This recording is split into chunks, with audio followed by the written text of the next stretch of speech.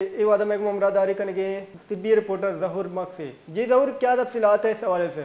देखिए जी, अब से कुछ देर कबल ये रेजिडेंसी रोड पर फायरिंग नामालूम अफराद की जानिब से डीएसपी खालिद जमान मरी के ऊपर अंधाधुंध फायरिंग की गई है, जिससे जो है खालिद जमान मरी को 6 गोलियां लगी हैं।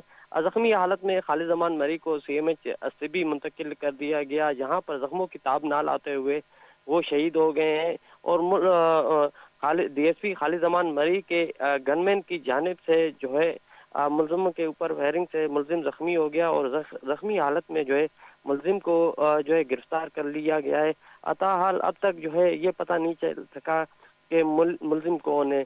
पुलिस से पूछने की कोशिश की जा रही है। पुलिस ने अब तक जो है मुलजिम की जो शिनाख्त है वो जाहिर नहीं की है। जी ज़हूर, हमें ये भी बताइएगा कि ये अफसोसनाक वाक़या कहाँ पेश आया है?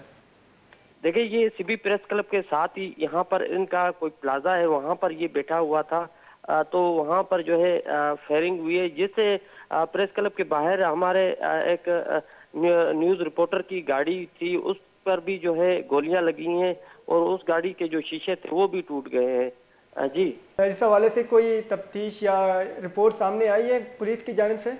देखिए जी, अब तक जो है पुलिस की जानिब से जो है गिरफ्तार मुलजिम से तफ्तीश की जा रही है और इसके अलावा जो है पुलिस की जानिब से जो है शहर भर में सर्च ऑपरेशन भी शुरू कर दिया गया है और सीसीटीवी कैमरे भी चेक किए जा रहे हैं।